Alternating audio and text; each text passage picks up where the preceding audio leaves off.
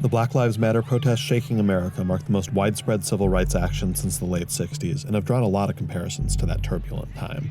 We talked to one of the leading activists of that era about what's changed and what hasn't. The police department is probably more vicious now than even in the 60s. Since you have refused to leave the roadway, you will be placed under arrest on the charge of disorderly conduct. Because they're more of an institutional protection. The F.O.P, Fraternal Order of Police, and other organized reactionary right-wing structures protected the police department.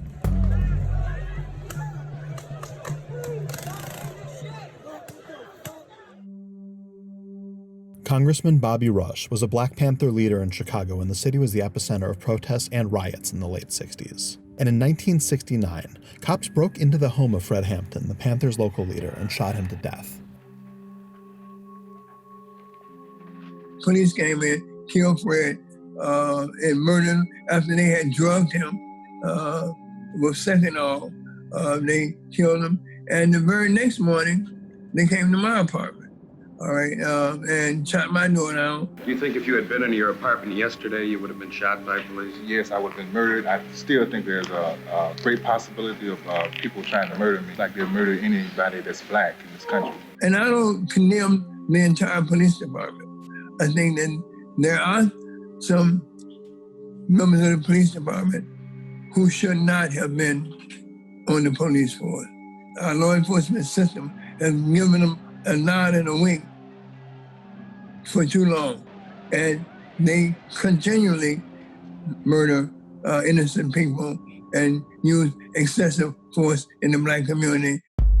Hampton's death was the culmination of a bloody stretch. In April 1968, parts of Chicago burned after Martin Luther King's assassination. Later that summer at the Democratic National Convention, police attacked peaceful demonstrators protesting the Vietnam War. That police aggression was defined as a police riot.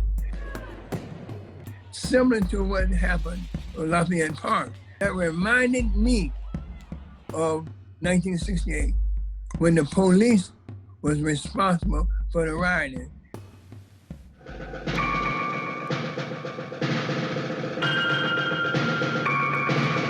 I pledge to you, we shall have order in the United States.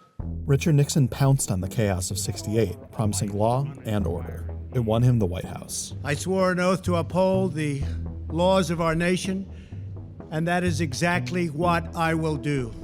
President Trump is obviously looking to steal his playbook. Rush worries about what Trump might do next, but he doesn't think the president is half the politician that Nixon was. There's really no comparison between Nixon and Trump. Trump is much more immature, imbecilic, and less prepared for leadership at the federal level. Also, in '68, Nixon was the challenger. Today, Trump's the incumbent.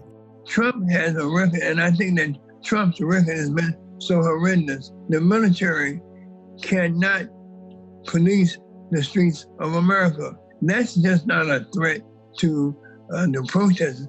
That's a threat to democracy in our nation. One other big change. In '68, a large majority of Americans backed the police. But now, almost as many Americans say cops are using too much force against peaceful protesters as those who say the police are acting properly.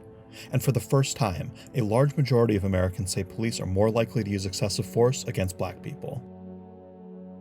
The success of what I see currently is what's going to happen in the white community as a result of the activism of those young whites who are outraged at the injustices that's going on in America, particularly with the police department. Black Lives Matter! George Floyd! I want to know, is the white community really going to organize in the white community to help bring about the kind of systemic change and that's going to be necessary. All of the people of this great nation, protect them from these rogue cops. Rush has long fought in Congress to battle systemic racism and police brutality. His bill to make lynching a federal hate crime, the Emmett Till Anti-Lynching Act, sailed through the House with broad support, but it's currently being blocked in the Senate. Now he's planning on introducing another bill. This one will specifically target police violence. What happened to George Floyd, basically in its essence, was the same thing that happened to Emmett Till. All right. So if Emmett Till we define his murder as a lynching, then George Floyd's murder should be defined as a lynching. You just cannot serve as the judge, jury, and executioner because you got a badge on. We've got to have a standard, a national standard for police violence. Rush is glad to see the ongoing protests, but after a half-century of activism, he has doubts that this moment will bring broad, lasting change. This is a new beginning. How long it will last, I don't know. And I pray that we're at the point where there's a new normal in terms of policing in America, and a new normal in terms of the conversation and the commitment to address the issue of racism in America. I want to see that normal